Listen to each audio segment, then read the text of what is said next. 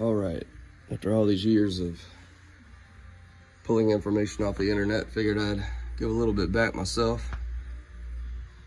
This is my 84 Chevrolet K20, and this is how I got high pressure fuel to the Fitech power adder fuel injection system. So fuel pump power is supplied from the Fitech unit, pulse width modulated through two toggle switches under the dash. They direct power to the left pump and the right pump from the Fitech ECU. I'm using 87 fuel tanks, external frame mount, with in-tank, I believe they're 240 liter an hour pumps, if my memory serves me right.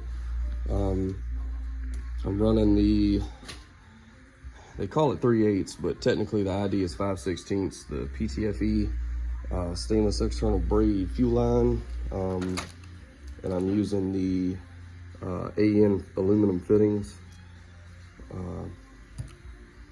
Let's see. So I haven't done from the selector valve to the driver's side tank yet. They came from the factory with the steel line that terminated here, and it makes it to where it's a pain to get these tanks out because you can't quite get your fingers in that void. So I'm gonna run the flex hose from the hose barbs here to a union here that goes from push-lok to the AN and runs stainless braid across the cross member to the selector valve. That way I can physically, get access to the union if I need to drop the tank. I don't have to do this mess, leave the bed in place, in theory. Hopefully I'll never find out, but who knows. So I guess I'll start at the bottom of the situation and work my way back up. Let's see, we got flexible fuel hose for the short run that goes to the passenger side. My supply and return above, they go across up here, if it'll focus, to the sending unit for this tank. And then leaving the selector valve, I've got supply and the return where they meet the braid. I've got a female AN-6 meeting a male -6 AN to a push-lok. Just a little adapter here to make my hose barb connection to the PTFE, because I can't be used on a hose barb connection.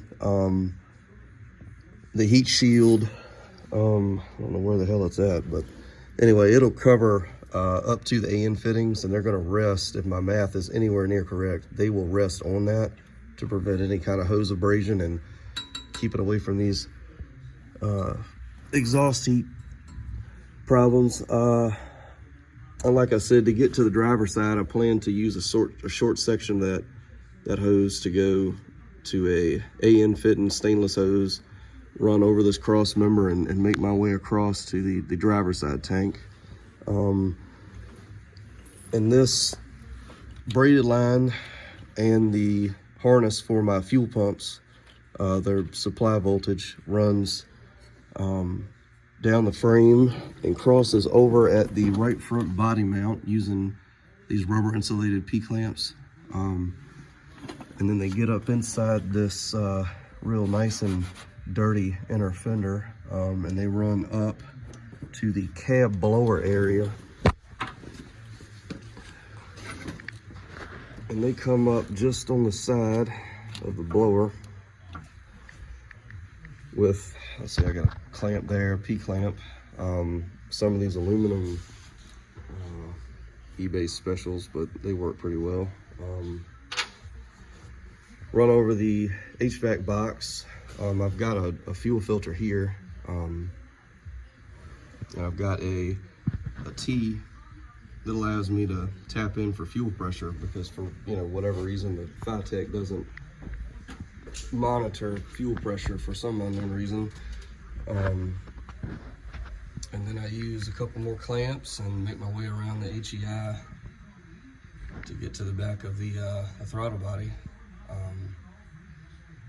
And if anybody is putting a Fitech on, I can't speak for the sniper system. I'm not sure how they monitor fuel pressure, if they do at all, but I would highly recommend going that route with a permanent fuel pressure gauge, because I fought this thing the first year with fuel starvation issues and had no way to monitor it. So what I did was I used that sending unit there with glow shift gauges and a set of pillar gauges, so I can live time watch, if this will focus, the fuel pressure at all times, which is very helpful. You can see what the system's doing as you drive, and I got transmission temperature and all that up there as well. But that would be definitely something I would recommend so that you can watch everything. I guess that's about it though. Waiting on a few more parts to plumb up the driver's side fuel tank and hopefully be able to kick this thing out the door and take it down the street. We'll see what happens.